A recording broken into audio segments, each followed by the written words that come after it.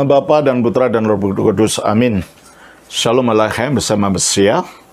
Selamat bertemu kembali saudara dengan saya, Archimandrit Romo Daniel Biantoro, Ketua Umum dan pendiri dari Gereja Ortodoks Indonesia. Kita akan melanjutkan acara-acara kita. Ada sebagian pelajaran yang belum saya selesaikan, yaitu hari ini saya akan melanjutkan pelajaran mengenai sakramen dan ortopraksia.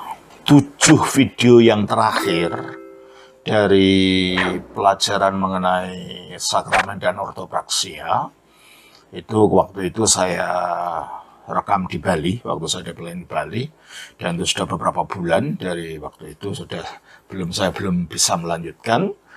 Waktu itu yang kita pelajari adalah mengenai sakramen baptisan, krisma, pengakuan dosa, dan perjamuan kudus. Ada empat sakramen. Nah, kalau kita baca kembali dalam kitab suci, para rasul itu bukan hanya diperintahkan untuk mengabarkan Injil saja, mengajar, meskipun itu yang paling penting, tapi juga mereka diperintahkan untuk melaksanakan sakramen. Mengenai sakramen baptisan kita lihat di dalam Matius pasal yang ke-28, di ayat yang ke-19, kita baca di sana. Karena itu pergilah, jadikanlah semua bangsa muridku, dan baptislah mereka. Yang disuruh diperintahkan untuk memberi baptisan itu bukan seluruh murid-muridnya yang banyak itu, tapi hanya 16 orang ini saja. 11 orang. Coba kita baca Matius pasal yang ke-28, baca ayatnya yang ke-16. Dan ke-11 murid itu berangkat ke Galilea, ke bukit yang telah ditunjukkan Yesus kepada mereka. Terus? Ketika melihat dia, mereka menyembahnya, tetapi beberapa orang ragu-ragu. Terus? Sampai 19 tadi. Yesus mendekati mereka dan berkata, "Kepadaku telah diberikan segala kuasa di sorga dan di bumi. Karena itu pergilah, jadikanlah semua bangsa muridku, dan baptislah mereka dalam nama Bapa dan Anak dan Roh Kudus." Jadi di samping untuk menginjil dan mengajar ayat 20, dan ajarlah mereka melakukan segala sesuatu yang telah kuperintahkan. Mereka juga diperintahkan untuk melakukan sakramen. Baptiskan. Dan yang diperintahkan itu hanya 11 orang ini saja. Ya, kalau Yudas masih hidup, saya pasti 12 orang. Jadi ini kelompok utama para rasul ini memang yang menjadi landasan nanti pendirian gereja di dunia ini, gereja Kristus. Kristus mendirikan gerejanya melalui para rasul ini. Dan sakramen ini ada kaitannya dengan gereja. Baptisan umpamanya, coba kita baca di dalam 1 Korintus pasal yang ke-12 ayat 13. Sebab dalam satu roh kita semua, baik orang Yahudi maupun orang Yunani, baik budak maupun orang merdeka, telah dibaptis. Jadi baptisan itu terjadi melalui pada waktu baptisan terjadi Roh Kudus ikut bekerja, terus dalam satu roh, terus menjadi satu tubuh. Gereja. Jadi baptisan itu menjadikan orang menyatu dengan gereja Kristus, menyatu dengan tubuh Kristus yang satu, secara misteri menyatu dengan kematiannya, penguburannya, kebangkitannya, sehingga menjadi tubuh yang satu itu. Berarti kalau gitu kita tidak bisa mengatakan, ya saya percaya Yesus tanpa gereja. Tidak bisa. Saya tidak usah baptis. Tidak bisa, ada perintahnya. Karena percaya pada karya Yesus, keselamatannya, penebusannya yang terjadi melalui penyalipannya, kematiannya, penguburannya, dan kebangkitannya. Itu terjadi kalau kita menyatu di situ. Dan penyatuan itu adalah melalui baptisan. Coba kita baca di dalam Roma pasal yang ke-6 ayat 3 dan 4. Atau tidak tahukah kamu bahwa kita semua yang telah dibaptis dalam Kristus telah dibaptis dalam kematiannya? Telah dibaptis dalam kematian. Iston tanaton aftu baptistiman. Masuk ke dalam kematiannya kita dibaptiskan. Terus? Dengan demikian kita telah dikuburkan bersama-sama dengan dia. Sin eta fimen un. Dengan demikian kita menjadi sepenguburan, ikut dikuburkan bersama Kristus. Jadi kematian Kristus, kita menyatu dengan kematian Kristus, sehingga kematian Kristus secara misteri menjadi kematian kita juga. Terus? oleh baptisan dalam kematian. Dalam kematian. Terus? Supaya sama seperti Kristus telah dibangkitkan dari antara Sama seperti Kristus telah dibangkitkan dari orang mati. Oleh kemuliaan Bapa. Oleh kemuliaan Bapa. Demikian juga kita akan hidup dalam hidup yang baru. Ya. Demikian juga kita akan hidup dalam kebaharuan hidup, itu kalau terjemahan literalnya. Kebaharuan hidup apa? Hidup apa yang kebaharuan hidup yang bagaimana? Kebaharuan hidup kebangkitan Kristus itu. Berarti kita menyatu dengan kebangkitan Kristus. Dan ini ditegaskan lagi dalam Kolose pasal 2 ayat 11-12. Dalam Dia kamu telah disunat, bukan dengan sunat yang dilakukan oleh manusia, tetapi dengan sunat Kristus yang terdiri dari penanggalan akan tubuh yang berdosa. Nah, kalau sunat manusia yaitu sunat Taurat, itu penanggalan kulit khatan saja. Kalau sunat Kristus itu penanggalan manusia yang berdosa. Jadi manusia yang berdosa itu dimusnahkan secara posisi melalui ditenggelamkan dalam kematian Yesus sehingga manusia lamanya ikut mati. Terus? Karena dengan Dia kamu dikuburkan dalam baptisan. Nah, kan dengan Dia kamu dikuburkan dalam baptisan. Oleh karena itu, Yohanes Chrysostomos pada abad keempat mengatakan kolam baptisan itu adalah kuburan bagi manusia lama kita. Terus? Dan di dalam Dia kamu turut dibangkitkan juga. Turut dibangkitkan. Jadi manusia baru muncul. Jadi kolam baptisan itu adalah kuburan bagi manusia lama kita, tapi rahim bagi manusia baru kita. Jadi kalau gitu ini antara baptisan, antara gereja, antara ajaran Injil itu saling kait-mengkait, tidak bisa dipotong-potong itu. Saya mau ini, tidak mau itu. Loh, siapa yang memberi hak kita untuk milih-milih gitu? Injil adalah satu kesatuan. Dengan dibaptiskan, kita menyatu dengan kematian Kristus, penyaliban Kristus, kematian Kristus, dan kebangkitan Kristus. Karena kematian, penguburan, kebangkitan, itu semua terjadi dalam tubuh. Tubuh kemanusiaannya yang diambilnya pada waktu dia melakukan inkarnasi firman jadi manusia. Berarti kita menyatu dengan tubuh Kristus itu secara misteri. Nah, karena kita menyatu dengan tubuh yang sama, yaitu tubuh Kristus ini, kita menjadi satu tubuh. Itulah akhirnya menjadi gereja.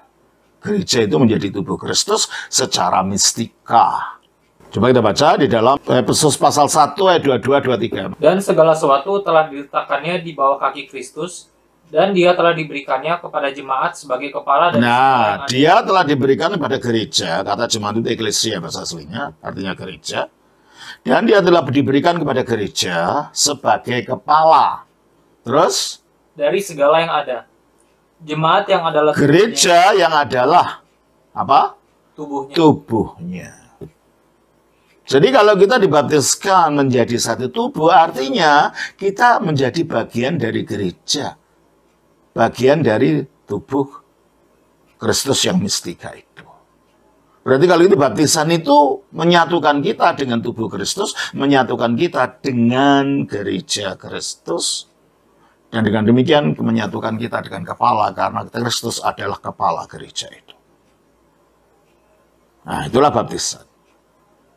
Nah, baptisan ini akhirnya dimeteraikan setelah kita percaya pada Kristus, kita dibaptiskan, kita dimeteraikan dengan Roh Kudus.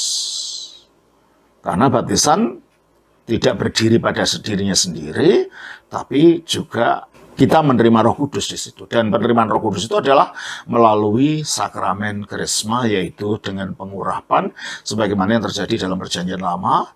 Kita baca ke 1 Samuel ya, pasal 16, ayatnya yang 13. Samuel mengambil tabung tanduk yang berisi minyak itu dan mengurapi Daud di tengah-tengah saudara-saudaranya.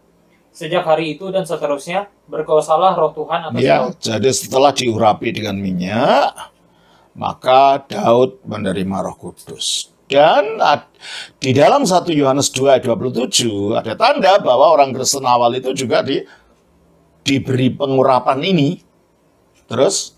Sebab di dalam diri kamu tetap ada pengurapan yang telah kamu terima. Di dalam diri kamu tetap ada pengurapan yang telah kamu terima. Jadi orang Kristen itu telah menerima pengurapan. Nah, ingat, mereka orang Yahudi loh ya. Dan mereka masih hidup dalam lingkup Yahudi. Kalau mereka berbicara pengurapan, ya tahunya pengurapan dalam perjanjian lama kan. Yaitu dengan pengurapan dengan minyak. Mereka diurapi dengan minyak itu. Dan itulah yang dikatakan di dalam 2 Korintus pasal 1 ayat 21. Sebab Dia yang telah meneguhkan kami bersama-sama dengan kamu di dalam Kristus adalah Allah yang telah mengurapi. Nah, Allah yang telah mengurapi, terus memeteraikan tanda miliknya atas kita, dan yang memberikan Roh Kudus. Nah, pemeteran itu menjadi meterai, dan disitulah kita menerima Roh Kudus. Dan dalam prakteknya di dalam gereja purba, yang sampai sekarang tetap dilakukan oleh gereja ortodoks, pemeteraian dengan Roh Kudus ini ada pemeteraian dengan pengurapan atau bahasa Yunani krisma, itu dilakukan waktu baptisan. Selesai orang masuk ke dalam air, lalu langsung diurapi. Kita baca di dalam Efesus pasal 1 ayat yang ke-13-14. Di dalam Dia kamu juga, karena kamu telah mendengar firman kebenaran. Mendengar firman kebenaran, terus? Yaitu Injil keselamatanmu. Di dalam Dia kamu juga, ketika kamu percaya. Nah, ketika kamu percaya, tentunya percaya kaitannya dengan baptisan. Coba kita lihat nanti ke situ lagi. Di dalam Galatia pasal 3, 26-27. Sebab kamu semua adalah anak-anak Allah karena iman di dalam Yesus Kristus. Bagaimana bisa? Iman pada Yesus kok menjadi kita anak Allah? Dijelaskan ayat 27. Karena, lah itu penjelasannya. Kita menjadi anak Allah karena apa? Karena kamu semua yang dibaptis dalam Kristus telah mengenakan Kristus. Bagaimana kita mengenakan Kristus? Ya tadi, baptisan itu menyatukan kita dengan kematiannya, penguburannya, dan kebangkitannya. Disitulah kita mengenakan Kristus. Berarti kalau gitu iman itu bukan berdiri pada dirinya sendiri. Iman itu dilanjutkan dengan pengenaan Kristus yang terjadinya melalui baptisan. Makanya kembali kepada Efesus 1 ayat 13 tadi.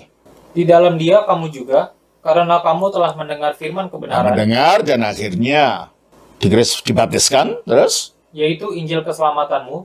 Di dalam Dia kamu juga, ketika kamu percaya. Ketika kamu percaya lalu dibaptiskan itu, terus? Dimeteraikan dengan Roh Kudus. Dimeteraikan Roh Kudus, yaitu melalui krisma. Makanya dalam sakramen krisma, imam mengatakan meterai karunia Roh Kudus dan umat menjawab, amin.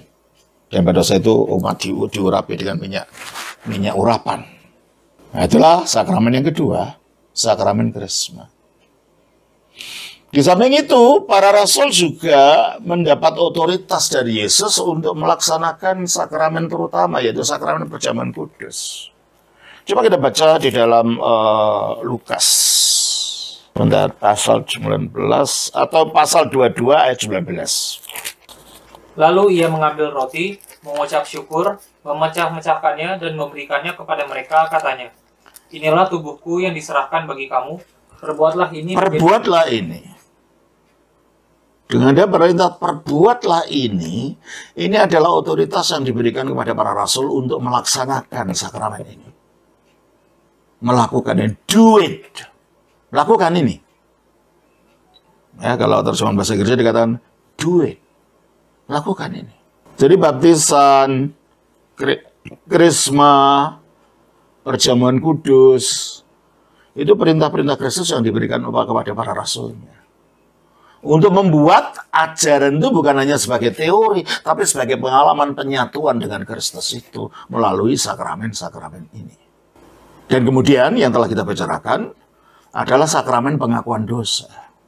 Di sana para rasul juga diberi otoritas. Kita baca di dalam Yohanes pasalnya yang ke-20, ayatnya yang ke-21 sampai 23. Maka kata Yesus sekali lagi, damai sejahtera bagi kamu. Sama seperti Bapa mengutus aku, demikian juga sekarang aku mengutus kamu. Ya, jadi pengutusan para rasul itu adalah perpanjangan pengutusan Yesus oleh Bapa. Jadi karya gereja, yang artinya para rasul dilanjutkan oleh gerejanya, yang didirikan oleh para rasul ini, karya gereja ini adalah karyanya rasul.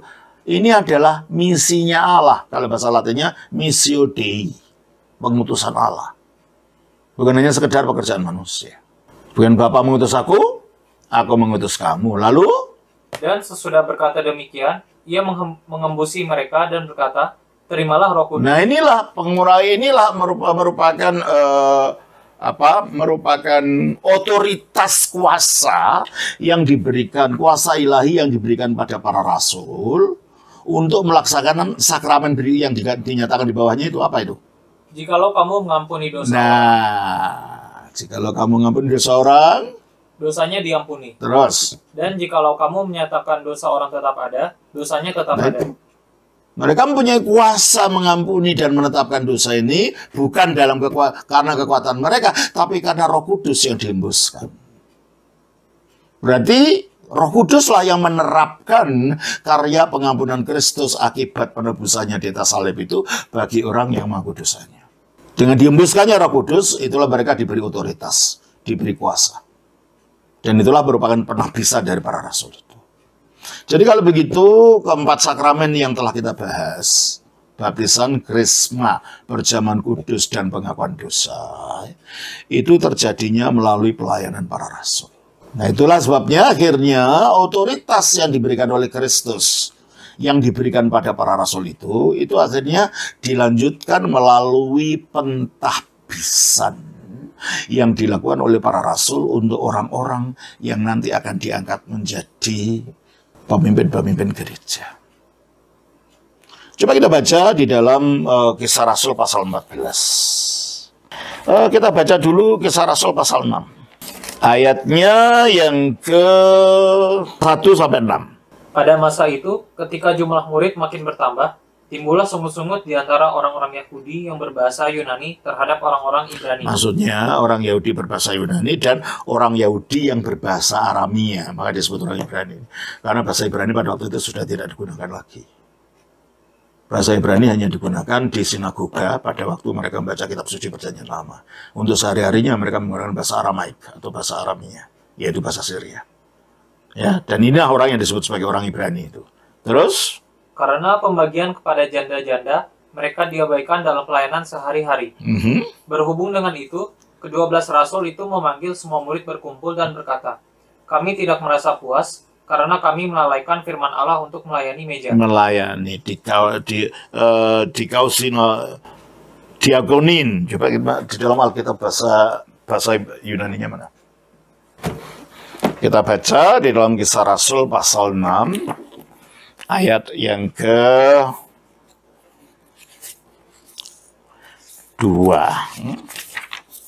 Areston. Estin, saya tidak suka. Imas, ya, kami tidak suka. Katelipsan teston logon duteu, meninggalkan firman Allah, diakonin trapesis untuk melayani meja. Jadi kata melayani itu adalah diakonin. Sehingga orang yang ditapeskan nanti akhirnya itu disebut diakon. Dari kata diakonin. Yang melayani. Jadi diakon ini kalau dalam konteks gereja purba dan dalam gereja ortodoks sekarang itu bukan sekedar anggota majelis bagian sosial, bukan. Ini calon romo. Ya, ini adalah pembantu daripada nanti selanjutnya ada siapa yang ditapeskan selanjutnya. Kita baca terus ayat yang ketiga. Karena itu, saudara-saudara, pilihlah 7 orang dari antaramu yang terkenal baik dan yang penuh roh dan hikmat, supaya kami mengangkat mereka untuk tugas itu. Terus? Dan supaya kami sendiri dapat... Tugas apa? Tugas diakonin tadi. Tugas melayani. Terus? Dan supaya kami sendiri dapat memusatkan pikiran dalam doa dan pelayanan firman. Nah, diakonia tulohu. Pelayanan firman. Jadi kata diakonia terus? Usul itu diterima baik oleh seluruh jemaat, lalu mereka memilih Stefanus, seorang yang penuh iman dan Roh Kudus, dan Filipus, Prokorus, Nikanor, Timon, Parmenas, dan Nikolaus, seorang penganut agama Yahudi dari Antioquia. Mereka itu dihadapkan kepada rasul-rasul, lalu rasul-rasul itu pun berdoa dan meletakkan tangan di atas malah berdoa dan meletakkan tangan. Apa itu? Pentahbisan. Jadi pentahbisan itu dilakukan oleh para rasul sendiri. Nah, karena tujuan daripada pentahbisan adalah untuk melayani gereja. Berani ini bukan hanya sekedar untuk jabatan saja, tapi ini ada misteri tadi. Melanjutkan karya yang untuknya mereka diberikan otoritas oleh Kristus tadi. Bukan hanya mengabarkan Injil, tapi juga untuk melaksanakan sakramen. Nah, diaken ini adalah tingkat yang terendah daripada 3 jenjang nanti yang kita lihat di dalam pelayanan jabatan gerejani sebagai pelanjut rasul. Kita baca di dalam Kisah Rasul pasal 14 ayat 23. Kisah Rasul 14 ayat 23. Di tiap-tiap jemaat, Di tiap-tiap gereja, kat eklesian, rasul-rasul itu menetapkan penatua-penatua bagi jemaat itu. nah, di tiap-tiap gereja, rasul-rasul itu hierotonisantes, artinya mentahbiskan. Penatua-penatua yang bahasa aslinya adalah presbiterus, presbiter. Presbiter itu bukan majelis loh ya ini. Presbiter itu gembala. Jadi yang ditahbiskan oleh para rasulnya adalah gembala, itulah yang nanti jadi romo itu. Yang menggembalakan gereja. Buktinya apa? Buktinya kita baca di dalam 1 Petrus pasal yang kedua, ayat 1 dan 2. Karena itu buanglah segala kejahatan. 1 Petrus pasal 1 Petrus pasal 5, ayat 1 dan 2. Aku menasihatkan para penatua di antara kamu. Aku menasihatkan para presbiter di antara kamu. Aku sebagai teman penatua. Dan mungkin Petrus sebagai pimpinan para rasul. Kalau penatua itu artinya majelis gereja, tidak mungkin teman-teman aku sesama majelis, enggak lah. Aku sebagai teman majelis, bukan. Aku sebagai Petrus juga dapat mengatakan dirinya sebagai penatua, karena sebelum ada orang-orang yang ditahbiskan, dia juga yang mengembalakan gereja, gitu kan. Seperti para rasul juga yang mengembalakan gereja awalnya. Aku sebagai teman penatua. Lalu ayat 2 apa? Gembalakanlah. Nah, tugasnya apa? Menggembalakan. Jadi penatua, yang disebut penatua itu atau presbiter itu adalah gembala gereja. Itu bukan majelis gereja. Kedudukan majelis gereja tidak ada dalam Alkitab. Itu hanya untuk tujuan praktis saja. Majelis itu adalah, atau dewan paroki, itu adalah membantu visi daripada romo yang ada dari gembala itu. Kita baca sekarang di dalam Kisah Rasul pasal yang ke-20 ayat 17. Karena itu ia menyuruh seorang. Nah, ini Paulus menyuruh siapa? Seorang dari Miletus ke Efesus dengan pesan supaya para penatua jemaat datang ke Miletus. Nah, karena gereja Efesus itu yang mendirikan adalah Paulus, maka para penatua jemaat atau para presbiter itu yang mentahbiskan adalah Paulus. Maka dipanggil di situ. Nah, setelah berkumpul, di antara nasihat yang diberikan adalah ayat 28. Karena itu, jagalah dirimu dan jagalah seluruh kawanan.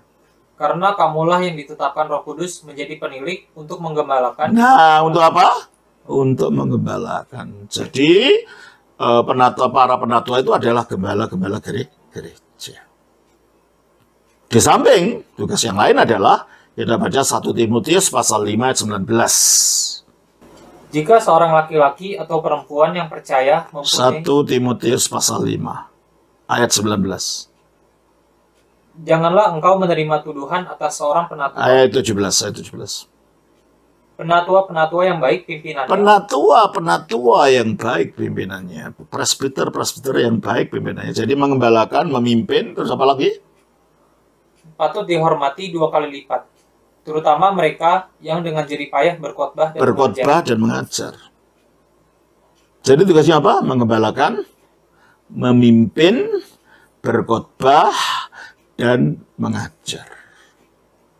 Dan umat diperintahkan oleh kitab suci untuk taat kepada ajaran penatua semacam ini, pimpinan semacam ini.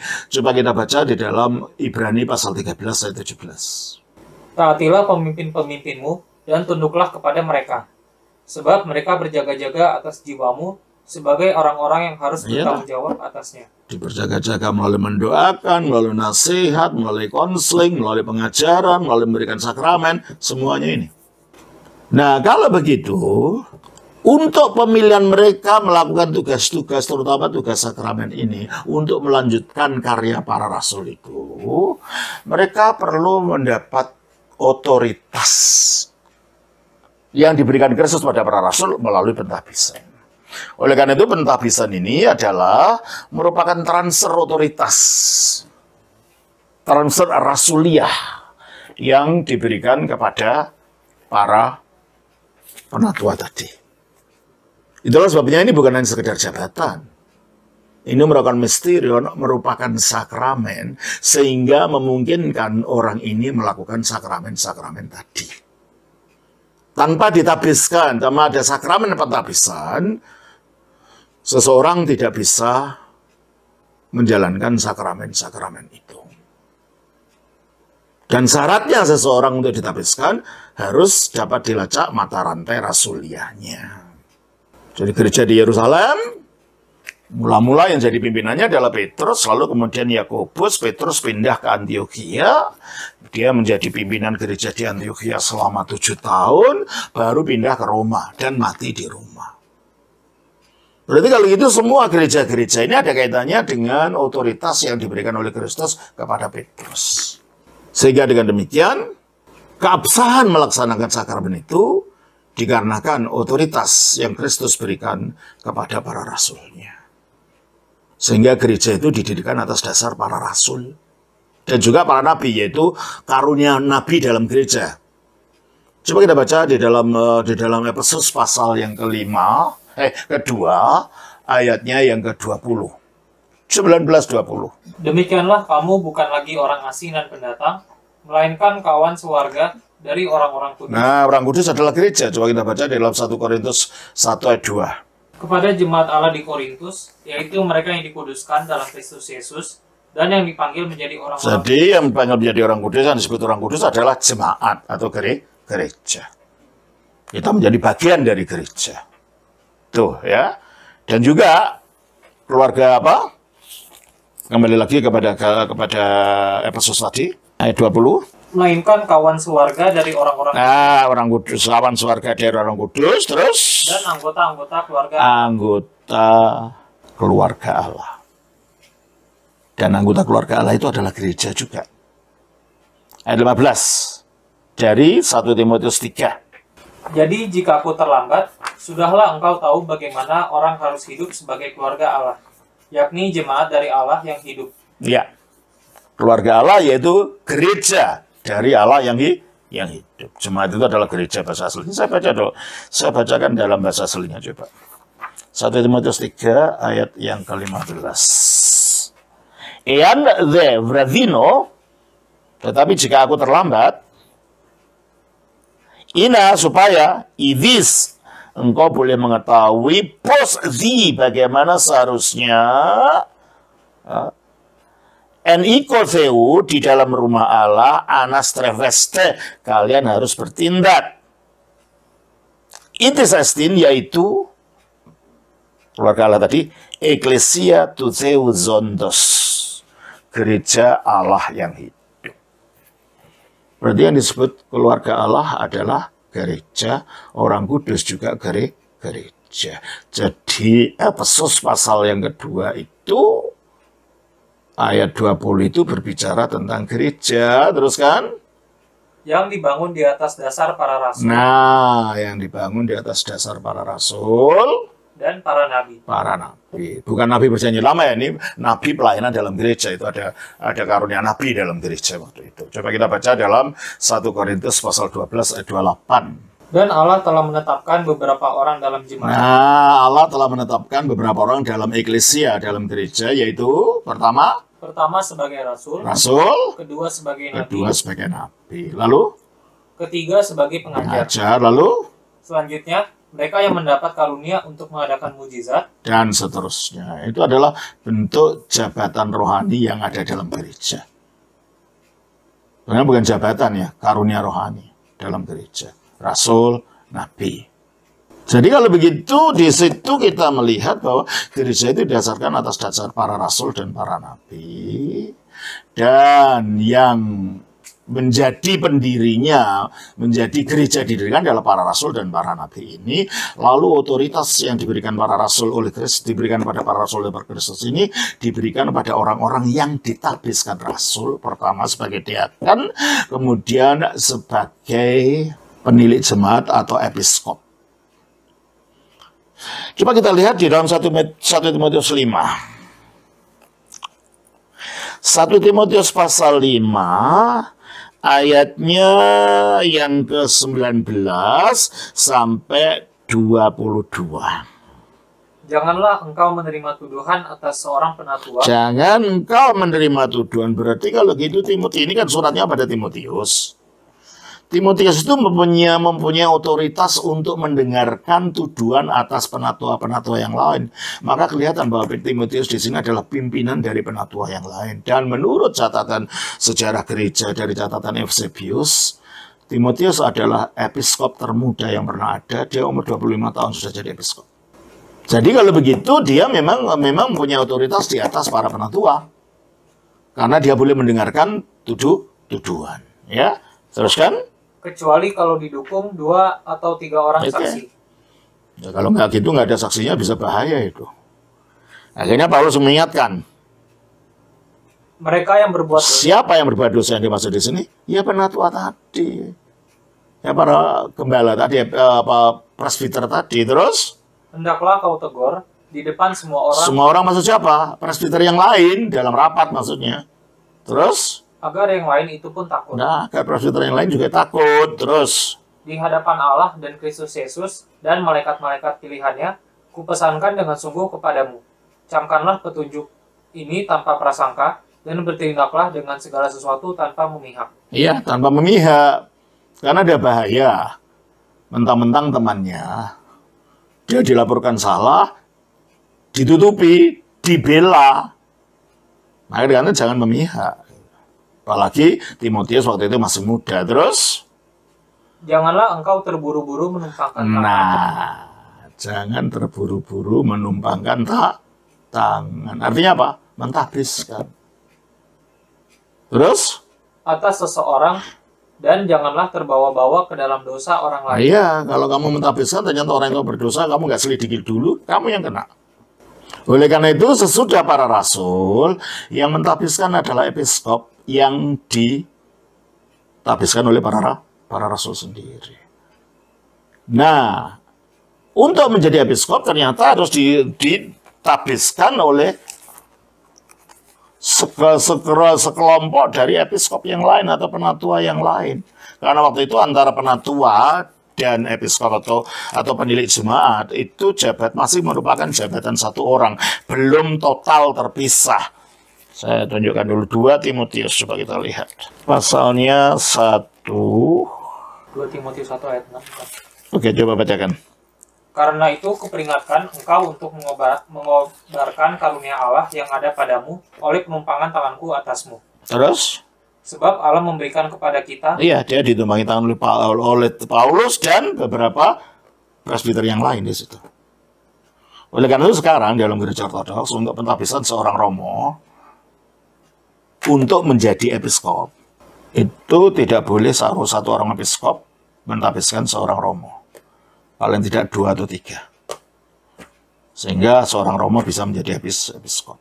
Nah, episkop ini adalah jenjang yang paling tinggi dalam sistem kegerejaan. Kita baca di dalam 1 Timotius pasal 3, ayatnya 1. Benarlah perkataan ini, orang yang menghendaki jabatan penilik jemaat menginginkan pekerjaan. Nah, orang mengendai jabatan episkopis atau episkopos, itu yang terjemahkan sebagai penilik jemaat. Dan pada zaman itu antara episkop dan presbiter itu disebut secara bergantian, ya kadang disebut episkop, tapi pada saat yang bersamaan disebut presbiter. Coba kita baca di dalam Kisah Rasul tadi.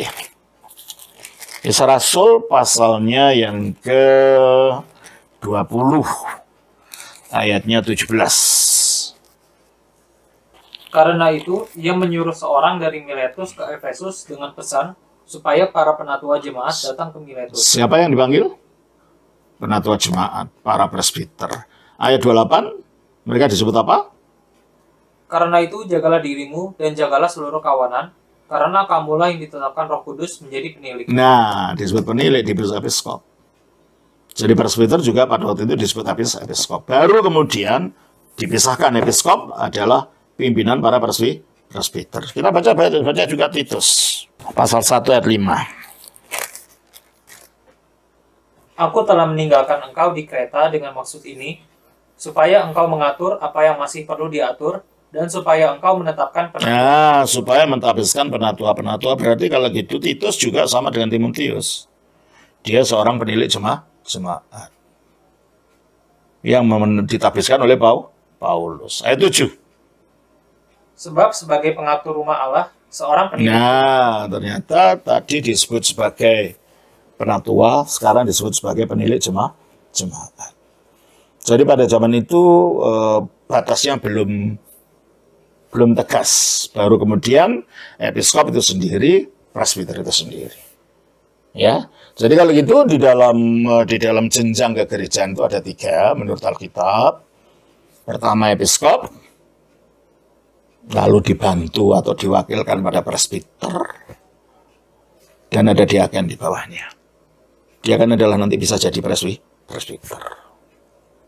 Dan diaken itu membantu presbiter atau membantu episkop dalam pelayanan liturgis terutama. Kita baca Filipi 1 ayat 1. Dari Paulus dan Timotius, hamba-hamba Kristus Yesus, kepada semua orang kudus dalam Kristus Yesus di Filipi, dengan para penilik jemaat. Dengan para penilik jemaat, siapa itu? Episkop, terus? Dan diaken. Diaken yang membantu. Nah, itulah sebabnya mengapa supaya sakramen-sakramen yang kita bicarakan tadi itu bisa berjalan, perlu ada yang menjalankan. Yaitu para imam, para romo, para presbiter. Itulah sebabnya mereka perlu ditapsirkan. Jadi tapsiran ini bukan yang sekedar upacara, ini adalah sakramen. Orang menjalankan sakramen kalau kedudukannya tidak dilaksanakan melalui sakramen, otoritasnya apa? Maka adalah sakramen ini disebut sakramen pentapsiran atau sakramen imamat. Jelas ini ya? Tugas utamanya adalah untuk melaksanakan semua liturgi-liturgi gereja, mengajar, dan lain-lain yang kita sebutkan tadi. Nah, inilah merupakan kelanjutan daripada sakramen yang selanjutnya, sakramen yang kelima, yaitu sakramen imamat atau sakramen pentapsiran. Kiranya Tuhan berkati, kita akan lanjutkan lagi nanti untuk sakramen berikutnya. 2 lagi, yaitu sakramen pernikahan, nikah kudus, dan sakramen perminyaan untuk orang sakit. Oke, Tuhan berkati. Nama Bapa, Putra, Roh Kudus. Amin.